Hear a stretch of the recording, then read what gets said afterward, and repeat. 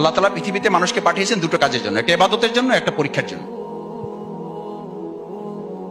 আফা হাসিবতুম আন্নামা খালাকনাকুম আবাসা, মানুষ যেন একটা মনে না করে এমনি এমনি তাকে পাঠিয়েছে, শুধু পড়াশোনা করলে হবে, পরীক্ষা দেওয়া লাগবে না।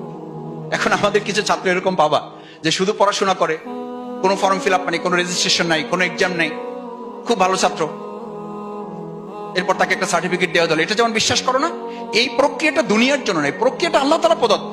আলিফ লাম মিম হাসিবান নাস আইয়ুতরাকু আইয়াকুলু আমান্না ওয়া হুম লা ইফতানুন। এই জামানায় যেমন কেউটা বললে হবে না আমাকে চেনেন না, আমি কি ছাত্র, প্রতিদিন আসি, প্রাইভেট পড়ি, টিউশনি আছে, আমার বাবা গভর্নিং বডির সদস্য, ওকে, পরীক্ষার সময় আমার একটু টুকটাক মাথা ব্যথা করে, আমি কিন্তু পরীক্ষা অ্যাটেন্ড করতে পারবো না, আমাকে কি দিয়ে দিবেন, সার্টিফিকেট দিয়ে দেবেন। এটা যেমন দুনিয়ার জীবনে বাস্তব নয়, কাল কিয়ামতের দিনেও কেউ কেউ এই কথা বলবে, এই কথা বলবে। কি বলবে?